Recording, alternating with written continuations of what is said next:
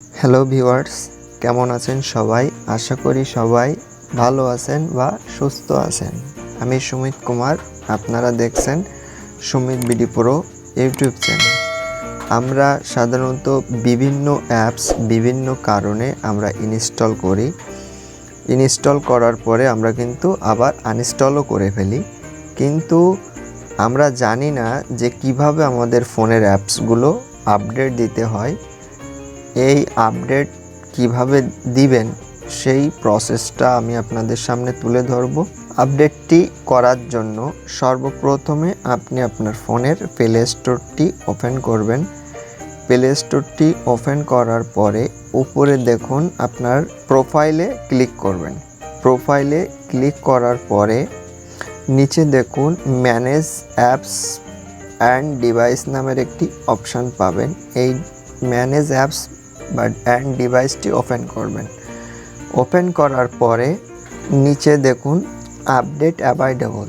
আপনার কতগুলো অ্যাপস আপনার এখানে আপডেট পেন্ডিংয়ে আছে সেটা কিন্তু আপনাদের সামনে শো করবে। এটা কিভাবে আপডেট দিবেন তার জন্য পাশে দেখুন ম্যানেজ নামের একটি অপশান পাবেন। এই ম্যানেজে ক্লিক করবেন। ক্লিক করার পরে দেখুন এখানে বহুত অ্যাপস কিন্তু আমাদের আপডেট আসছে।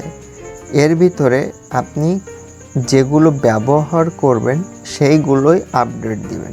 আমি জাস্ট ফেসবুকটা আপডেট দিব। এখানে সিলেক্ট করার পরে উপরে দেখুন একটি টিক মার্ক পাবেন। এই টিক মার্কে আপনি ক্লিক করবেন। আমার কিন্তু অটোমেটিক্যালি কিন্তু আপডেট হচ্ছে।